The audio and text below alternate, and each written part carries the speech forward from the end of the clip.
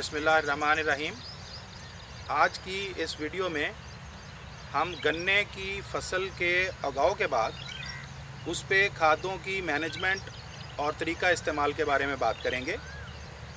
गन्ने की उगाव के 4 से 6 हफ्ते के बाद पहली स्टेज होती है जब फसल को नाइट्रोजन की ज़रूरत पेश होती है, और आम तौर पे अगर आपने फरवरी में कमाद काश्त किया हो तो अप्रैल के आखिर तक ये स्टेज फसल की आ जाती है।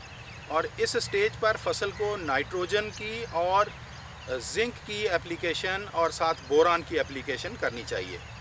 इसके लिए या तो 1 बोरी यूरिया और उसके साथ 6 किलोग्राम 33% वाला जिंक सल्फेट और 1.5 किलोग्राम बोरान जो कि 20% वाला हो, उसको डालकर आबपाशी की जाए।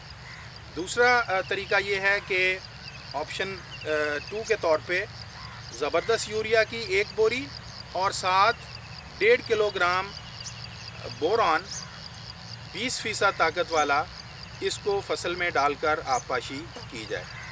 उसके 6 हफ्ते के वक्फे से दोबारा जब फसल का कद ये तकरीबन 3.5 फुट हो जाए तो इस स्टेज पर नाइट्रोजन की दूसरी किस्त यानी तकरीबन 1.25 बोरी यूरिया फ़ी एकड़ डालकर आबपाशी की जाए।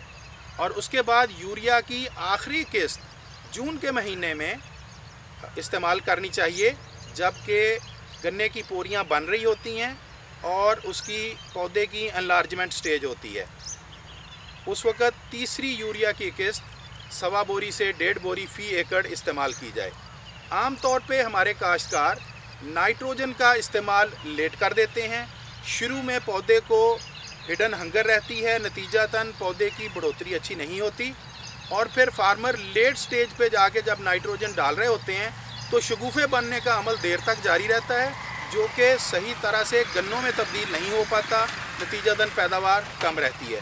इसलिए हम अपने काश्तकार भाइयों को ये तजवीज़ करते हैं कि नाइट्रोजन की मैनेजमेंट इस अंदाज में की जाए कि वो पौधे की बढ़ोतरी के साथ साथ उसको नाइट्रोजन मिले।